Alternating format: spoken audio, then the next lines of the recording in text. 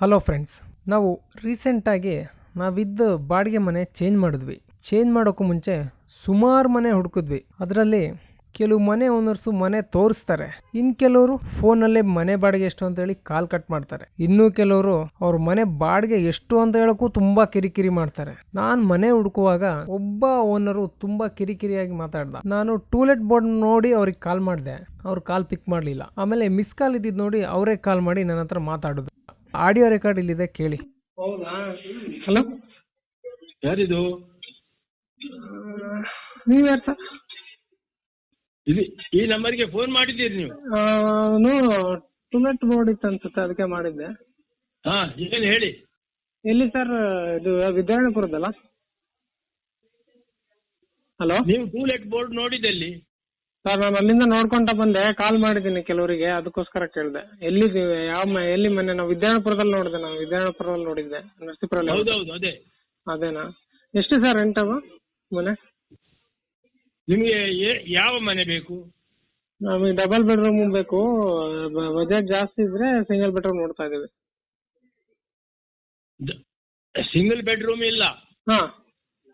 Double ಬೆಡ್ರೂಮಿನದ್ದು ಒಂದಿದೆ. ಹಾ, ಎಷ್ಟು ಬಾಡಿಗೆ?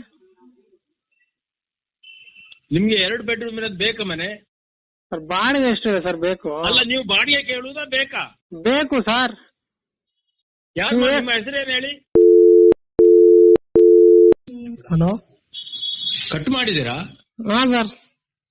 ಫೋನ್ ಕಟ್ ಮಾಡಿದ್ದೀರಾ? ಹ್ಞೂ ಸರ್, ಕಟ್ ಮಾಡಿದೆ. ಯಾಕೆ? ಅಲ್ಕಿ ರೆಂಟ್ ಅಷ್ಟು ಹೇಳಿ ಅಂತ ಹೇಳ್ತಾ ಇದ್ದೀನಿ. ಇದು ಈ ನಂಬರ್ ನಿಂದ ಯಾವಾಗ್ಲೂ ಫೋನ್ ಬರ್ತಾ ಉಂಟು ನನಗೆ. ಈ ನಂಬರ್ ಅದಂಗ್ ಬರುತ್ತೆ ಸರ್? ಈಗ ಅವಾಗ್ಲೇ ಮಾಡಿದ್ದು. ನೀವು ಕೇಳ್ತಾ ಇರುವುದಾ ಸುಮ್ಮನೆ? ಸುಮ್ನೆ ಕೇಳ್ತಾ ಇಲ್ಲ ಸರ್. ನಮ್ಮ ಟೂಲೆಟ್ ಬೋರ್ಡ್ ಹಾಕಿದ್ರಲ್ಲ, ಅದಕ್ಕೆ ಕಾಲ್ ಮಾಡಿದೆ. ಅಲ್ಲಿ ಹೋಗ್ಬಿಟ್ಟು ಮನೆ ಹತ್ರ ನೀವು ರಿಸೀವ್ ಮಾಡಿಲ್ಲ. ನಿಮ್ಗೆ ಎಷ್ಟು ಬಾಡಿಗೆ ಮನೆ ಬೇಕು? ನಿಮ್ ಮನೆ ಬಾಡಿಗೆ ಎಷ್ಟು ಸರ್? ಅಲ್ಲಲ್ಲ, ನಿಮ್ಗೆ ನೀವು ನಮ್ದು ಬಿಡಿ. ನಿಮ್ ಮನೆ ಬಾಡಿಗೆ ಎಷ್ಟು? ನಿಮ್ದು ವ್ಯಾಲ್ಯೂ ಎಷ್ಟು? ನಿಮ್ ಮನೆ ವ್ಯಾಲ್ಯೂ ಎಷ್ಟು? ನಿಮ್ದು ಎಷ್ಟು ಬಾಡಿಗೆ? 12,000. ಹಾ, ನಮ್ದು ಆಗಲ್ಲ ಬಿಡಿ. ಅದೇ ಅದೇ ಹೇಳ್ತೇನೆ. ನಿಮ್ದು ಎಷ್ಟು ಅಂತ ಹೇಳಿದ್ರೆ ನಮ್ಗೆ ಬೇಕಂದ್ರೆ ಬರ್ತೀವಿ, ಬೇಡ ಅಂದ್ರೆ ಇಲ್ಲ. ನೀವು ತಿರ್ಗಾ ಬಾಡಿಗೆ ಹೇಳಕ್ಕೆ ರೆಡಿ ಇಲ್ಲ ನೀವು, ನಿಮ್ದು ಎಷ್ಟು ಅಂತ. ಈ ತರ ಮಾತಾಡಿದ್ರೆ ಯಾರು ಬಾಡಿಗೆ ಬರ್ತಾರೆ? ಮೊದಲು ಮನೆ ಓನರ್ಗೆ ಮನೆ ತೋರ್ಸೋ ತಾಳ್ಮೆ ಇರಬೇಕು. ಅದು ಎಷ್ಟು ಜನ ಬಂದ್ರು ಮನೆ ತೋರಿಸ್ಬೇಕು. ಇಲ್ಲ ಫೋನಲ್ಲೇ ನಮ್ದು ಮನೆ ಬಾಡಿಗೆ ಇಷ್ಟಿದೆ, ಅಡ್ವಾನ್ಸ್ ಇಷ್ಟಿದೆ ಅಂತ ಫೋನಲ್ಲೇ ಮಾತಾಡಿ ಕನ್ವಿನ್ಸ್ ಮಾಡೋ ಹಂಗಿರ್ಬೇಕು. ಈ ತರ ಮಾತಾಡಿದ್ರೆ ಬರೋರು ಕೂಡ ಬಾಡಿಗೆ ಬರಲ್ಲ. ಏನಂತೀರಾ? ನಿಮಗೂ ಈ ತರ ಏನಾದ್ರು ಎಕ್ಸ್ಪೀರಿಯನ್ಸ್ ಆಗಿದೆಯಾ? ಓಕೆ ಫ್ರೆಂಡ್ಸ್, ಬಾಯ್.